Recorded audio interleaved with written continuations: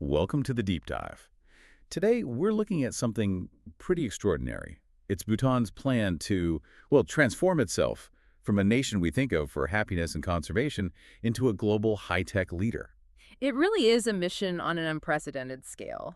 And it's one driven by, some very real existential pressure.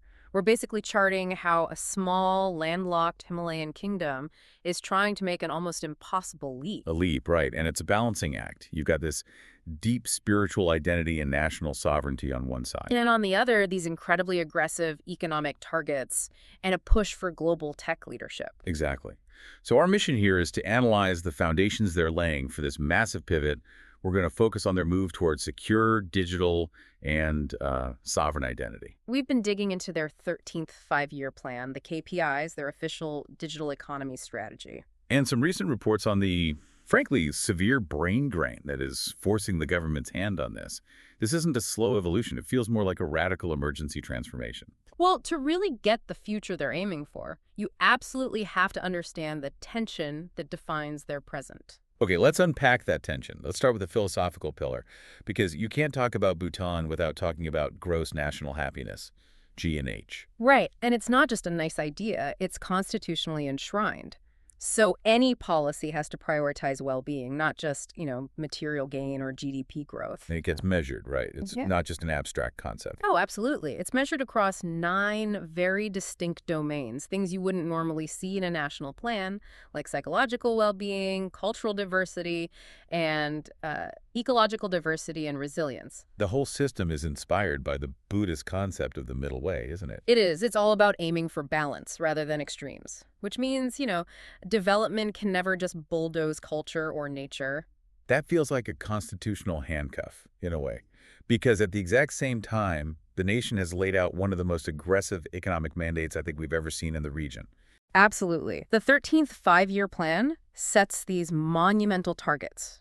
They're aiming to take the GDP from $2.5 billion to $5 billion by 2029. Which is already a huge jump. And then, get this, double it again to $10 billion by 2034. That puts this immense pressure on every single policymaker. They're trying to become a high-income G&H country. And while they're chasing that massive financial goal, they have to operate within these really strict environmental constraints. The Constitution mandates it. A minimum of 60% of the country's land has to stay under forest cover, forever.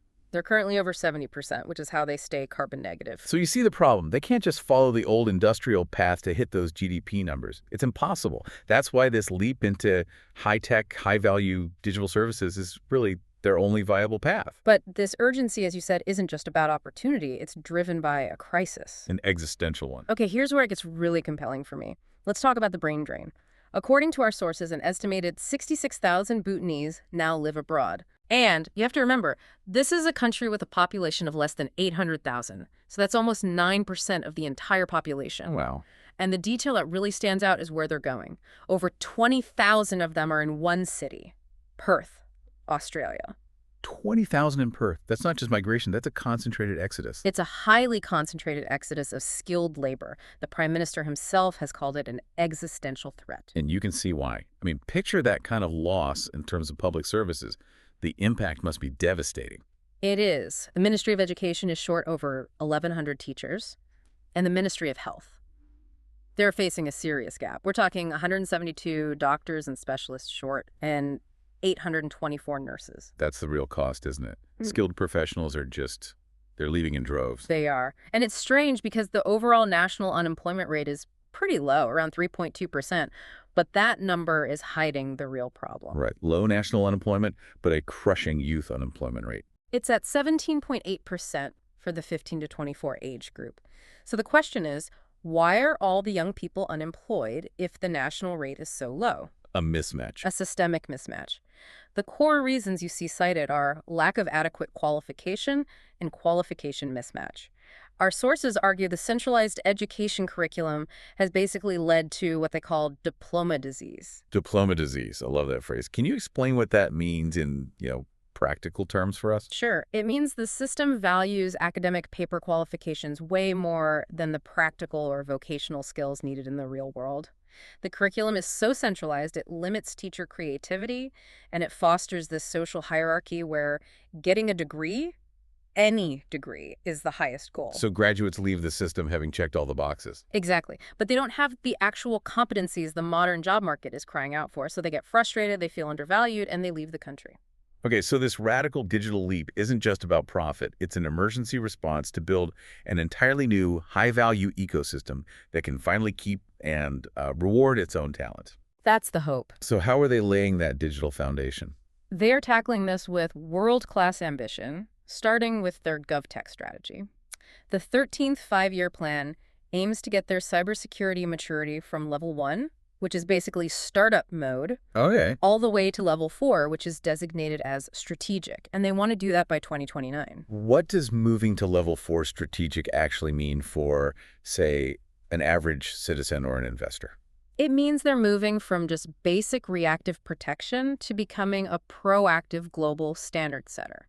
They're building a governance framework that's designed to create deep, pervasive trust in their digital systems. They're aiming for a very high ranking on the World Bank's GovTech Index. Right. And they're promising 99.9% uptime for their payment gateways. I mean, you don't make that kind of guarantee unless you're building some seriously resilient infrastructure. And that level of security is it's the absolute prerequisite for their biggest identity project. Yeah. The National Digital Identity, or NDI. Exactly. They passed a whole national identity bill to roll out a digital ID based on a self-sovereign model. And this is the critical part because it puts the citizen in control. How does that work? Well, you, the citizen, will access your own verified information, your passport details, legal agreements, financial data, all of it, through a mobile digital wallet. So instead of the government holding all your data in some central database and making you fill out paperwork, Yeah. you have custody of it yourself, and you only share it when you need to. Precisely. It just cuts out the bureaucracy. Yeah. It massively increases security and privacy, and, it's a profound statement about empowering your citizens. And it wasn't a slow rollout either. I read the Crown Prince was the country's first digital citizen. Yeah, that signals the highest possible level of commitment. It's a very bold political move. And to make sure this whole digital foundation is resilient and sovereign so no foreign power can just pull the plug, they're physically upgrading their infrastructure. They absolutely are. They're securing an additional international internet gateway, that'll be their third one, just to mitigate risk and ensure reliability. They're also moving to adopt private cloud services for non-sensitive data. Which signals a clear focus on keeping national control over their digital assets. Real digital sovereignty. It's a core component of it. And crucially, they're planning for the next wave of human capital. The digital economy strategy isn't just about the systems they have now. It's about fixing the diploma disease. Right. It explicitly mentions curriculum revisions in schools and universities to focus on these emerging, highly advanced fields. We're talking artificial intelligence, machine learning, and blockchain. They are proactively training the next generation for the technology they plan to deploy. Creating the jobs they need to stop the brain drain. That's the plan. Okay, this all brings us to the future physical manifestation of this entire vision, the Jellifa Mindfulness City. This is where this whole ambitious strategy is supposed to anchor itself. And this is probably the grandest vision of all. Jellifu is planned as a new utopia, as the king announced it. It's designed to harmonize conservation, Buddhist philosophy, and tech advancement. The goal is to attract the world's brightest minds. The scale is just overwhelming. It's planned for over 1,000 square kilometers. That is bigger than Singapore. Bigger than Singapore.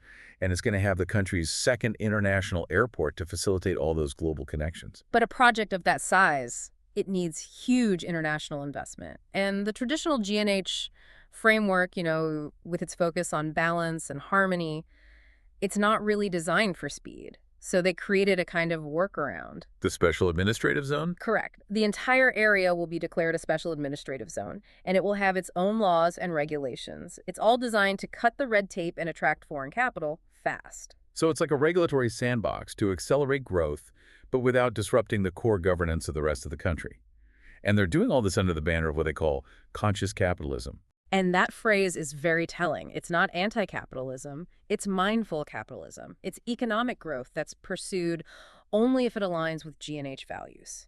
It's an attempt to redefine how wealth can be created ethically. Of course, for a project this massive to succeed, it needs some serious geopolitical backing. It does, and our sources confirm that India has reaffirmed its full support for the vision. They're even setting up a special immigration check post at Hadisar to make it easy for investors and visitors to get directly into Jellifu. That's a huge deal. That significantly reduces the geopolitical risk. It signals acceptance and support from the major regional power. And that's essential if you want to attract the kind of global investment Jellifu needs to go from a vision on paper to a functioning high-tech hub. So let's bring it all together. What does this all mean for you, the global observer? Uh, We've looked at how Bhutan is facing this existential threat from a brain drain and an inefficient education system. which is driving them toward this incredibly aggressive, multi-layered technological and economic transformation. Right. But at the same time, they're still firmly anchored by these constitutional values, G&H, environmental preservation, sovereignty. And you see that expressed through projects like the NDI and this huge vision for Jellifu. It really is the ultimate high-stakes balancing act between tradition and hypermodernity. They've committed to building a secure, data-driven society using advanced tools like AI and blockchain, all while being governed by this mandate for spiritual harmony the middle way. And the moves they're making now, like with cybersecurity and the secure digital wallet, show they are serious. They're very serious, which raises a really important final question, not just for Bhutan, but for every country trying to manage technological progress. Go on. Well, the real challenge for Bhutan and what makes this deep dive so compelling is this. How does a small nation successfully implement hyper-advanced, globally disruptive technology while also adhering to that middle way principle of spiritual cultural harmony that is constitutionally mandated to govern everything they do? A huge question. It is. Their success or failure will be the global case study for whether technology can be ethically adopted without destroying the very unique cultural identity it was supposed to save.